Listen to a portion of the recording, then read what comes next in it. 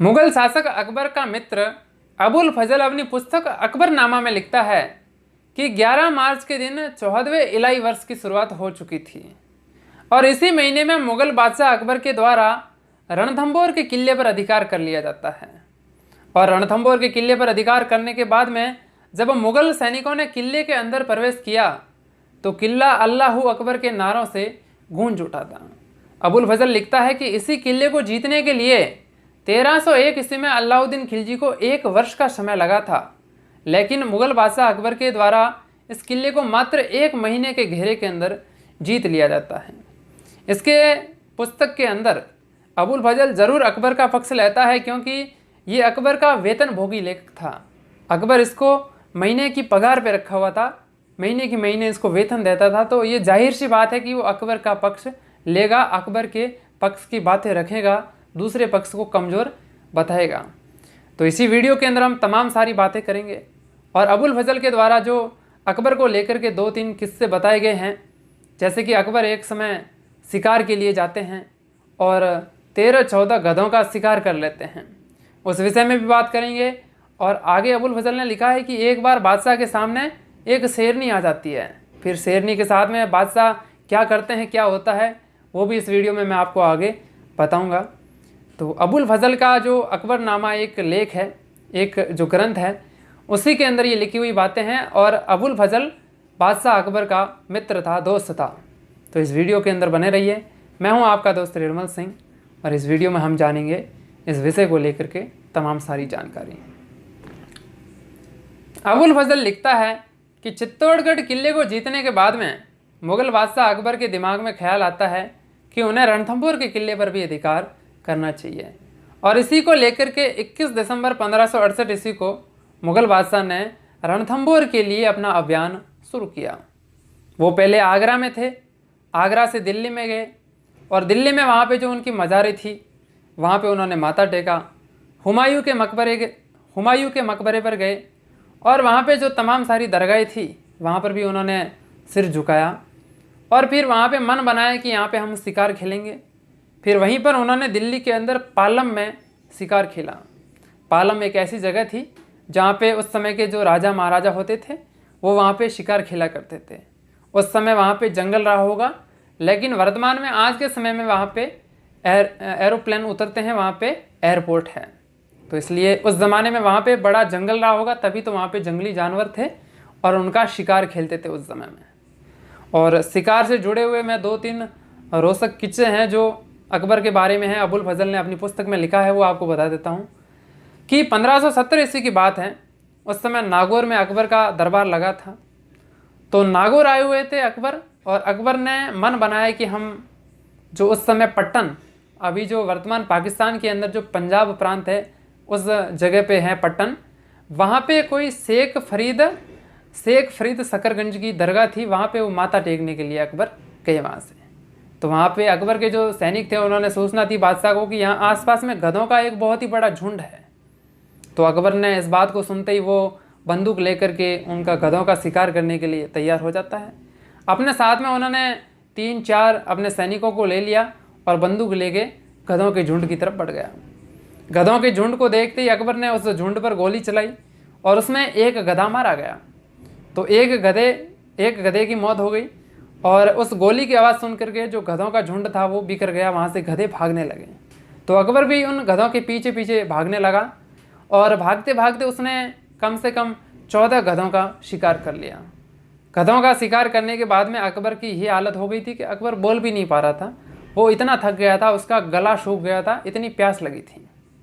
तो बादशाह अकबर जब गधों का शिकार करने के लिए गया तो उसके जो पानी पिलाने वाले सैनिक थे वो भी उसके साथ में ही थे, लेकिन वो जंगल के अंदर रास्ता भटक गए थे कि बादशाह अकबर कहाँ पे है और उसको पानी पिलाने वाले सैनिक कहाँ पे हैं। फिर भी कुछ समय बाद में वो सैनिक जो उसको पानी पिलाने वाले थे वो पहुँच जाते हैं और अकबर की जान में जान आ जाती है, जैसा कि अबुल फजल लिखता है, अकबर को पानी पिलाया गया। और एक और शिकार से जुड़ी हुई बात है कि नरवर में एक बार बादशाह अकबर की सवारी जारी थी और उस सवारी के सामने अचानक से एक शेरनी आ जाती है। उस शेरनी के साथ में 5 बच्चे भी थे और उस सवारी के अंदर जो बादशाह अकबर की सवारी थी उस सवारी में सैनिक भी थे और नगर के लोग भी थे। तो उस शेरनी को देख करके उन लोगों के अंदर जो है वो रोमांच उत्पन्न हो रहा था। उन लोगों के अंदर लोगों को पसीना आ रहा था, मतलब शेरनी से डर रहे थे, हैरान हो रहे थे, शेरनी को देख करके डर रहे थे, इसलिए उनको पसीना आ रहा था। लेकिन बादशाह वहाँ पे निडर खड़े थे। ऐसा कौन बोल रहा है? जो अबुल फजल है अपनी पुस्तक अकबरनामा में लिख रहा है कि बादशाह निडर थे। फिर बादशाह उस अचानक से उस शेरनी की तरफ बढ़ने लगे और एक ही तलवार के प्रहार में उसने शेरनी को धराशायी कर दिया। और शेरनी के जो 5 बच्चे थे उनको जो अकबर के सैनिक थे उन सैनिकों ने तीर से, बंदूक से, कैसे भी करके उनको भी मार लिया। ये एक बात सुनते हैं तो थोड़ी सी हंसी आती है, क्योंकि गधों को मारने के लिए अकबर जो है वो बंदूक का इस्तेमाल करता है, लेकिन शेरनी को मारने के लिए उन्होंने तलवार का इस्तेमाल किया। ये बात एक ज़रूर हकीकत में हो सकती है, लेकिन ऐसा प्रतीत होता है कि इसमें अबुल फजल ने कुछ हकीकत जो है वो छुपाने की कोशिश की है, क्योंकि एक शेरनी बड़ी ख़तरनाक चीज़ होती है और उसके सामने एक आदमी तलवार लेके जाए और उसका आसानी से शिकार कर ले, ये बात थोड़ी हजम नहीं होती है। खैर कोई बात नहीं, वापस विषय पर आते हैं। अबुल फजल लिखता है कि मुग़ल बादशाह ने 21 दिसंबर 1568 ईस्वी को रणथंभौर के लिए अभियान की शुरुआत की। फिर वो दिल्ली गए, दिल्ली में वहाँ पे हुमायूं के यहाँ पे मकबरे में माथा टेका और फिर धीरे धीरे रणथंभौर की तरफ बढ़ने लगे। और वो 10 फरवरी 1569 ईस्वी को पहुँच जाते हैं। कहाँ पे? रणथंभौर। रणथंभौर तक पहुँचने में उनको 50 दिन का समय लगा है, क्योंकि वो शुरू होते हैं कब? 21 दिसंबर 1568 ईस्वी को, लेकिन पहुँचते पहुँचते उनको हो जाता है 10 फरवरी 1569। मतलब 50 दिन का समय लगा अकबर को वहाँ तक आने में। इतना समय क्यों लगता था? क्योंकि आज के ज़माने में तो देखिए यातायात थोड़ा फास्ट है, गाड़ी वगैरह हैं। अगर आज हमें पाकिस्तान पे अटैक करना हो तो यहाँ से फाइटर जेट जो है, विमान, उनको चंद मिनट लगेंगे पाकिस्तान पे अटैक करने में। लेकिन उस ज़माने में काफ़ी वक्त लगता था, काफ़ी समय लगता था, क्योंकि उस समय में सेना के अंदर पैदल सैनिक होते थे, घोड़े वाले सैनिक होते थे, हाथियों वाले सैनिक होते थे, ऊँट होते थे, और साथ में खाने पीने की रसद सामग्री ले जाने के लिए उनके पास में बैलगाड़ियाँ होती थी, उनके पास में रसोई होते थे। क्योंकि हज़ारों लाखों की संख्या में सैनिक होते थे तो उनके खाने पीने की भी व्यवस्था करनी पड़ती थी। इसलिए जहाँ पे रात हो जाती, रात के समय में वो वहाँ पे कैंप डालते, फिर खाना बनाते, खाना खाते और सुबह वापस रवाना होते, दिन में खाना बनाते, तो काफ़ी सारा समय लगता था। इसलिए अभियान जो है उसमें काफ़ी वक्त लगता था। इसलिए 50 दिन के समय के बाद में जो मुग़ल बादशाह अकबर जो है वो रणथंभौर तक पहुँच गए। अब रणथंभौर तक पहुँचे और रणथंभौर के किले को देखा तो अबुल फजल ने कहा कि ये किला तो बख्तरबंद है।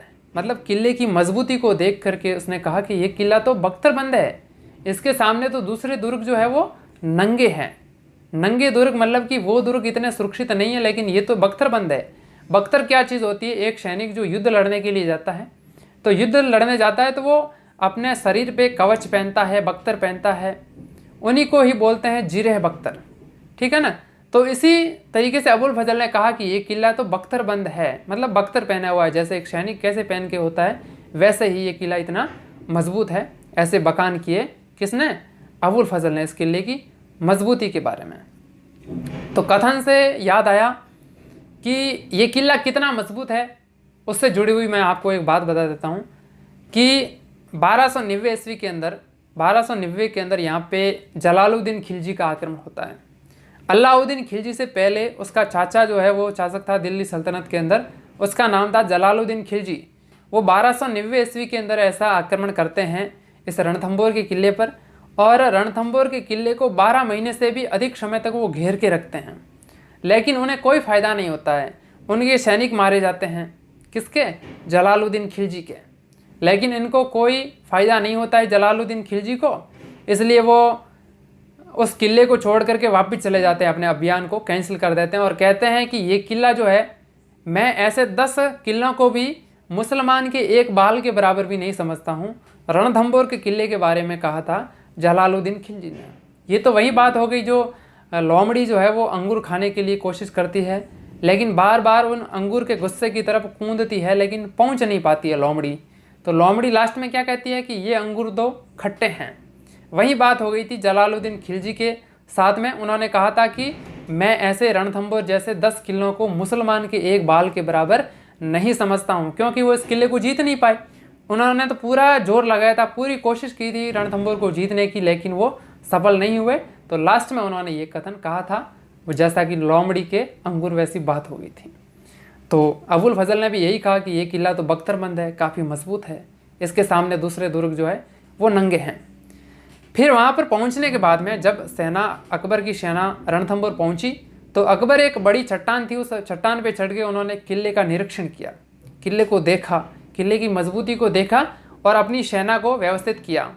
जो अकबर के बदख्शी थे, जो उनके मंत्री वगैरह थे, उन्होंने तोप जो थी उनके पास में तोपें, उन तोपों को किले की तरफ मुंह करके लगाया, सेट किया, ठीक है।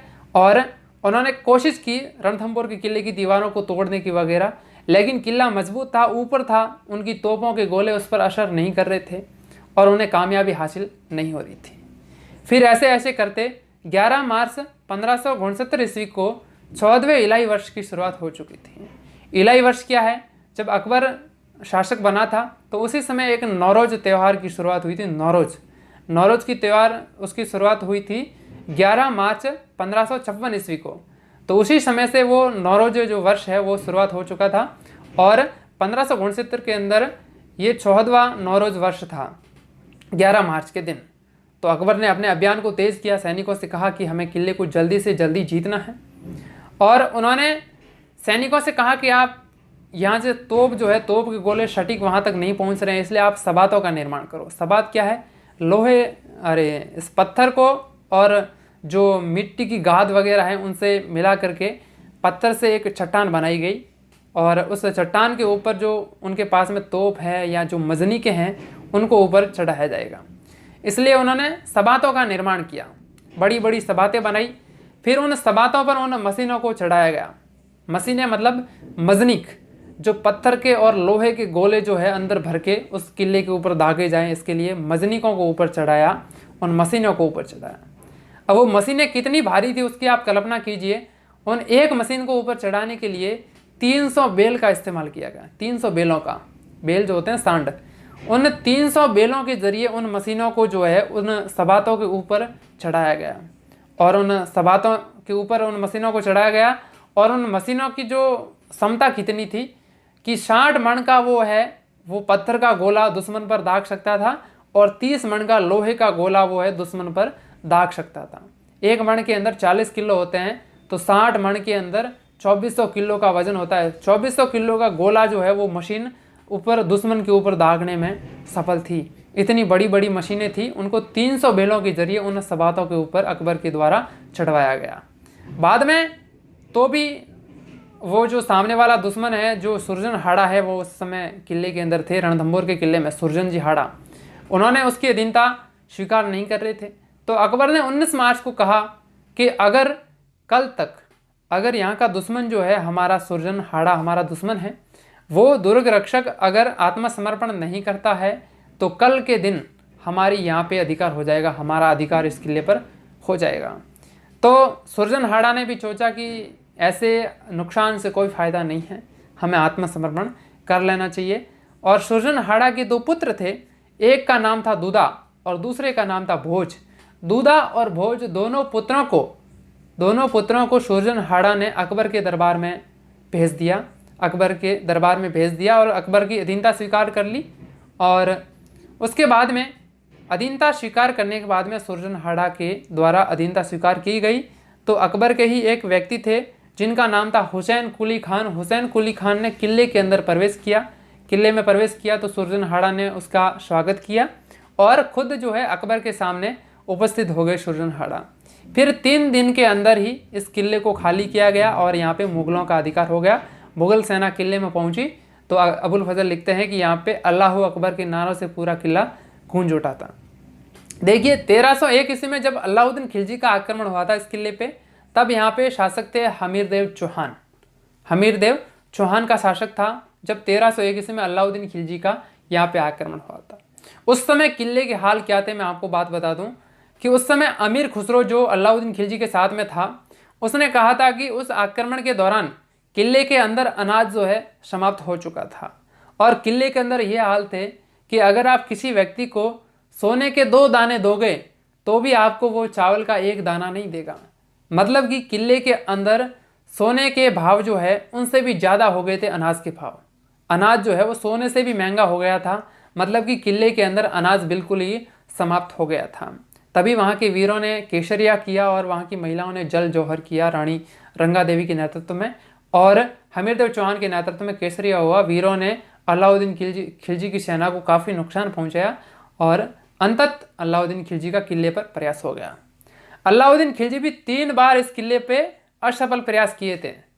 3 बार अलाउद्दीन खिलजी को मुंह की खानी पड़ी थी 1301 ईस्वी में इस रणथंभौर के किले को जीतने के लिए, लेकिन चौथे प्रयास में अलाउद्दीन खिलजी जीत गया। और ऐसा भी कहते हैं कि वहाँ पे कुछ सैनिक जो थे वो अलाउद्दीन खिलजी की तरफ मिल गए थे, हमीरदेव चौहान के सेनापति। और वो युद्ध, उसकी एक वजह और भी है।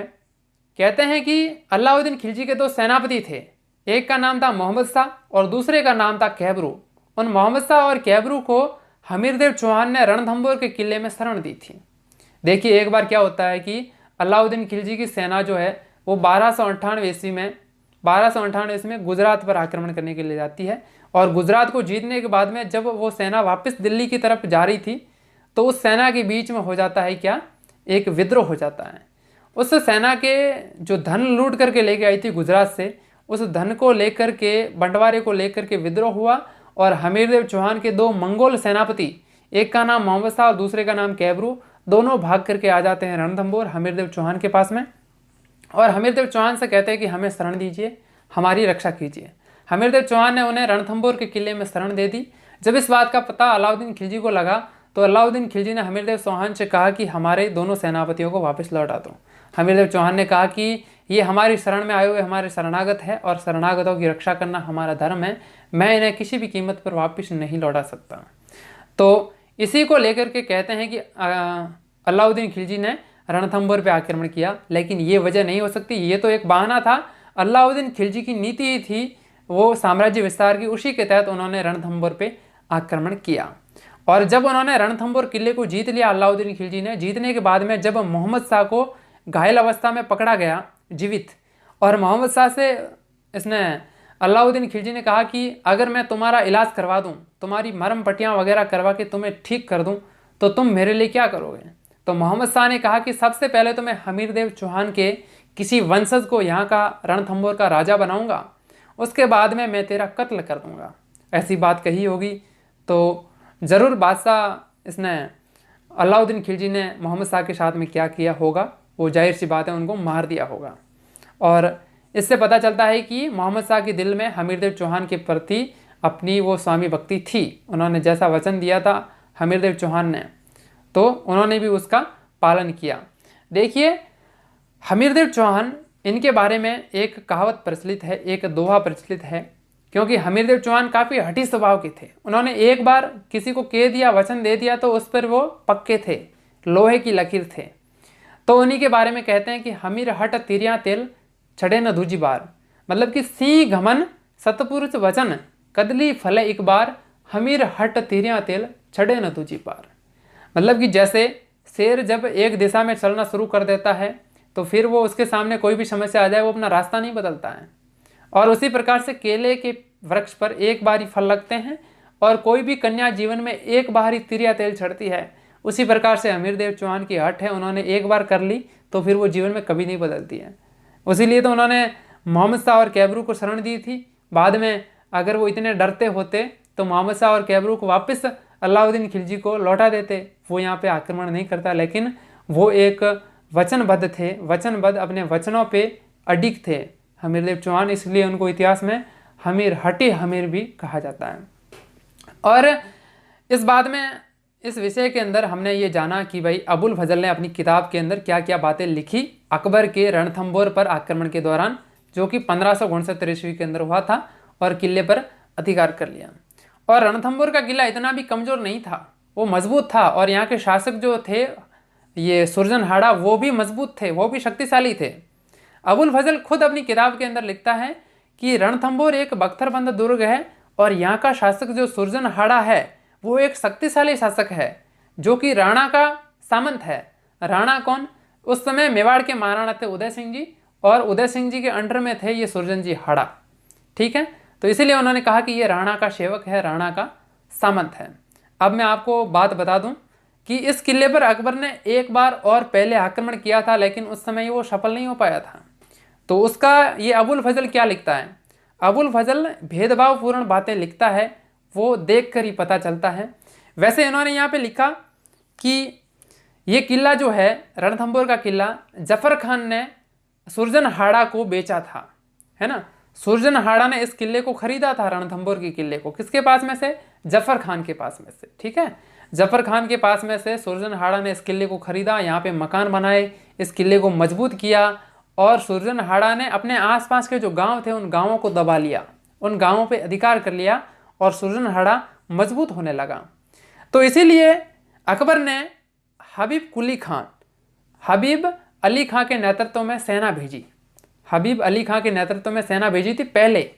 ये जो 1569 ईस्वी में आक्रमण हुआ है, उससे पहले अकबर ने एक बार और हबीब अली खां के नेतृत्व में सेना भेजी थी, लेकिन उस सेना ने इस किले को घेरा, और घेर करके दोनों के बीच में लड़ाई हुई।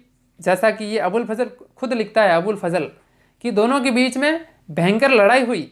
लेकिन क्या हुआ कि ईश्वर के दिमाग में यही था, या ईश्वर की इच्छा ये थी कि इस किले को बादशाह अकबर के हाथों से जितवाना था, बादशाह अकबर के हाथों से जितवाना था। इसलिए क्या हुआ कि उधर जो बादशाह अकबर का ही एक सेनापति था जिसका नाम था बैराम खान ने उत्पात मचाना शुरू कर दिया। तो यहाँ से सेना जो है रणथंभौर के किले से सेना जो वापस बैराम खान के उस विद्रोह को दबाने के लिए चली जाती है, और ये रणथंभौर का किला जीतने से बच जाता है। इसलिए अकबर के हाथों से इस किले को जीतना हुआ, लिखा हुआ था, ऐसा लिखता है। तो इस बात में हमें ये संदेह होता है कि हो सकता है कि जब हबीब अली खां के नेतृत्व में यहाँ पे आक्रमण हुआ था, तो उस समय सुरजनहाड़ा ने इनको परास्त कर दिया हो, इनको हरा दिया हो, और इसलिए वो यहाँ पे अधिकार कर नहीं पाए।